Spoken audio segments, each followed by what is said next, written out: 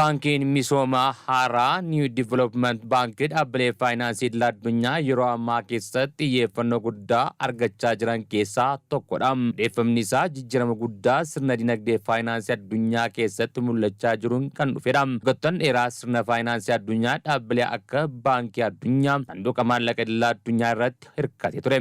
Dhaabbileen kun dinagdee misooma biyyoota hedduu deeggaruu keessa shoora guddaa taphataniiru. Biyyoonni guddachaa jiran murtoo keessa qooda walqixaa akka hin qabnee fi liqisaanii yeroo baay'ee ulaagaalee siyaasaaf dinagdee ulfaatoo waliin akka kennamu qeeqni cimaa irratti ka'aa ture. Haalli kun biyyoota guddachaa jiran sirna faayinsii madaalawaa maachisaa fi walqixxummaa irratti hundaa'e barbaaduuf kaka'umsa guddaa uume jira.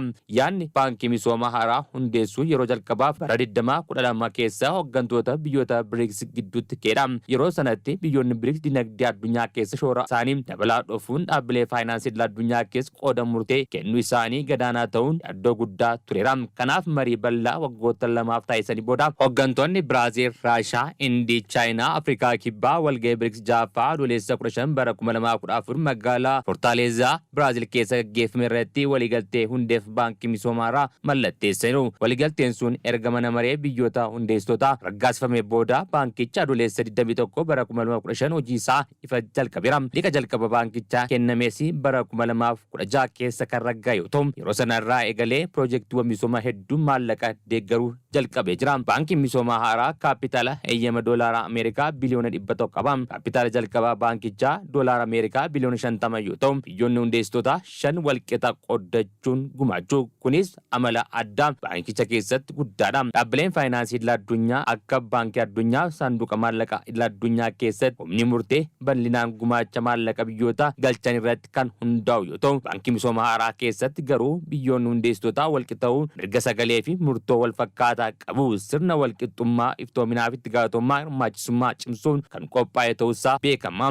Yeroo hundeeffame baankichaa miseensonni isaa Biraazil, Raashiyaa, Indii fi Chaayinaa Afrikaa Kibbaa qofa turani. Biyyoonni kunneen walitti dhufeenya garee BRICS jedhamuun beekamu. Garuu yeroo gabaabaa keessatti baankichi biyyoota guddachaa jiran biroos ofitti dabaluun karoorfateen haaluma kanaan bara 2021 irraa eegalee baankichi bal'inaan miseensummaa jalqabeera. Bangilaadesh, Masrii fi Imireeta Arabaa tokkummaa miseensa ta'anii hojii baankichaa keessa hirmaachuu jalqabaniiru. Booda Aljeeriyaan adeemsa barbaachisaa xumuruun miseensa taateetti. Biyyoonni biroos miseensa ta'uuf fedhii isaanii ibsachaa jiru. Kun baankichi dhaabbata BRICS qofa osoo hin taane dhaabbata biyyoota guddachaa jiran hundaaf banaa ta'uu dhufuu isaa agarsiisa. Itoophiyaan erga amajjii 1 bara 2024 irraa eegalee miseensummaa guutuu garee BRICS taatee booda adeemsa miseensummaa baankii misooma haaraa New Development Bank keessatti tarkaanfii seena qabeessa fudhatteetti. Boordiin baankichaa onkololeessa bara 2025 keessa Itoophiyaan akka miseensa haaraatti fudhachuun murtee dabarse. Kan hordofuun manni maree ministeerotaa Itoophiyaa Waxabajjii 19 bara 2013 wixinee labsii miseensummaa baankii misooma haaraa raggaasisuu guutummaatti mirkaneessuun mana maree bakka bu'oota uummataa akka dhiyaatu murteesse. Ogeessi dinagdee fi siyaasaa obbo Ashannaa fi Addunyaa turtii isaatti waliin taasisaniin kaa'imaneetti miseensummaa baankii misooma haaraa Itoophiyaadhaaf faayidaa maallaqaa qofaa kan hin finne yoo ta'u manummaa dinagdee biyyattii sadarkaa idil addunyaa cimsuun carraa guddaa uumaa jiru. Akka isaan jedhanitti miseensummaan kun mootummaan piroojeektiiwwan bu'uuraalee misoomaa isaa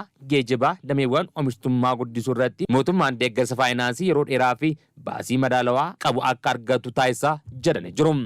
Egaa baankiin kun jalqabumarraa yoo hundeeffamu inni jalqabaa biyyoota sadarkaa guddinaarra jiran erga tokko guddisuu fi inni jalqabaa immoo kaayyoon inni guddaan hundeeffameet New Development Bank kana biyyoota BRICS kan hundeesse naannoo miseensa biyyoota 5tiin aldureen isaa kan jalqabame.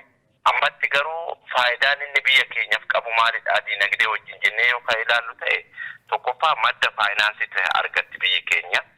Filannoo madda faayinsii armaan dura gara warra dhihaa kanarraa argattu amma caalmatti garanaa carraa argachuu bal'aa qabdi. Dinagdee keessatti immoo maddi faayinsii kan hin jirre yoo ta'e guddina dinagdee biyya tokkoof gumaacha fiduu hin danda'u sila ta'e carraan faayinsii naannoo New Development Bank irraa argachuun madda faayinsii argamuun immoo bu'uuraalee misoomaa biyyi keenya amma sadarkaa guddinaatirra jirtu kanaaf bu'uura misoomaa ittiin misoomsuuf guddina itti fufiinsa qabullee ittiin misoomsuuf gahee guddaa qabaa jechuudha. Obbo Ashannaafi itti dabaluun baankiin misooma haaraa biyyoota guddachaa jiran irratti giddu seentummaa jiru xiqqaa ta'uu kaasum. Egaa bu'uura isaa ilaaluudha. Bu'uura BRICSin hundaa'e keessa biyyi tokko biyya kan biroo keessa jidduulitummaan akka hin jirretti akka bu'uuraatitti kan irratti walii galanii.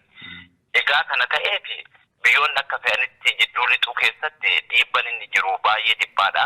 Inni baay'een kaayyoon guddaan isaa de-dollarization kan jedhu doolaariin addunyaa irratti olaantummaa fide kana akkaataa itti wal madaalsisnu kan jedhuun bu'uurri isaa kan hundaa'e sila ta'eef dhiibban gama kanaan dhufu baay'ee dhiphaadha jechuudha. Maaliif World Bankin IMFnis instituutiiniiwwan addunyaa liqii irratti hundaan hundi isaaniitu karaa kanaan liqii kan kennanii inumaayyuu dhiibban biyyoota financial institutionii kan IMF fi World Bank gadi ta'uu danda'a. Ana walmaddii madda finaansii kan argattu yoo ta'e dippiloomaasiin ati addunyaa irratti ittiin argattullee dabalaa kan ittiin dhufu ta'uu.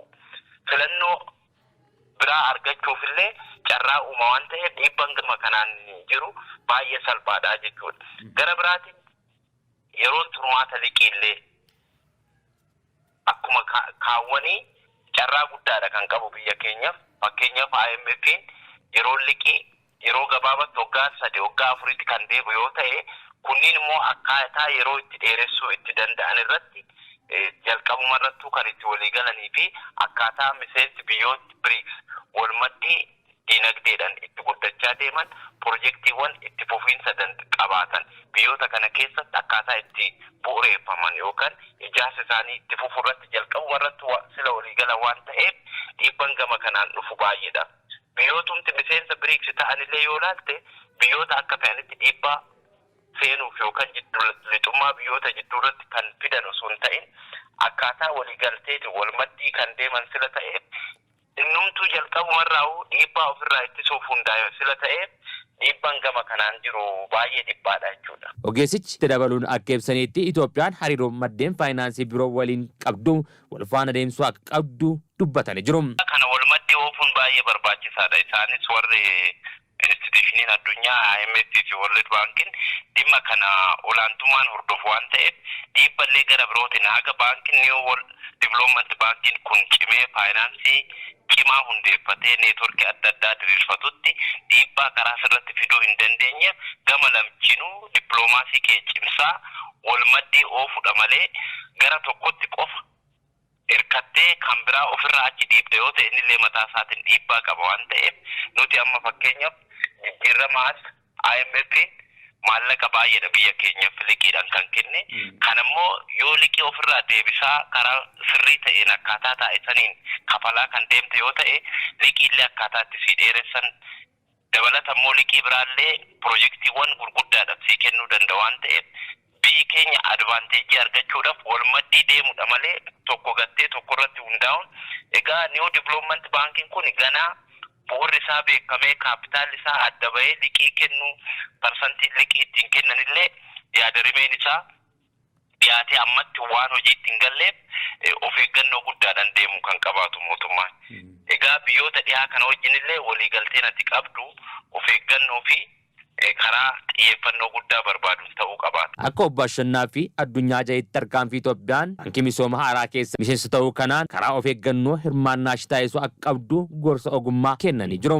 Egaa akka biyya keenyatti amma mootummaan keenya xiyyeeffannoo guddaa maallaqni baay'een liqiidhaan IMF irraa gara biyya keenyatti kan dhufe pirojektiiwwan of generate gochuu danda'uu fi galii maddisiisuu danda'an irratti hundaa'uu kan qabaatu isallee karaa guutuu ta'een pirojektii galii see maddisiisuu hin dandeenye irratti liqii fiddee pirojektii ittiin hojjettee fakkeenya bu'uuraalee misoomaa hojjettee bu'uuraaleen misoomaa sun galii see maddisiisne yoo ta'e gara birootiin GDP bara tokko keessatti argachuurraa sheerii fudhata waan ta'eef mootummaan kanneen irratti illee rakkoolee ammaan dura jiran qoratee karaa sirrii ta'een of eeggannoon itti deemuu danda'uu qabaata. Miseensuma New Development Bank kana ta'uuf illee biyyoonni miseensa ta'an wanni contribute godhan jira akkaatuma gahee isaaniitiin. Egaa contributionii kana keessatti illee of eeggannoo si barbaachisa. Maallaqa contribute goote yeroo liqii ati itti barbaaddutti kan hin arganne yoo ta'eef yookaan akkaataan itti sii kennan akkaataan koreen itti hundaa'ee liqii kana itti mirkaneessan mataa isaatiin yeroo fudhata waan ta'eef maallaqa harkaa qabdu osoo kontribuutiin godhin of eeggannoodhaan hojii isaa yaada rimeessaa hojiirra oolmaasaa kana sirriitti hordofii fi xiinxalluun barbaachisaadha.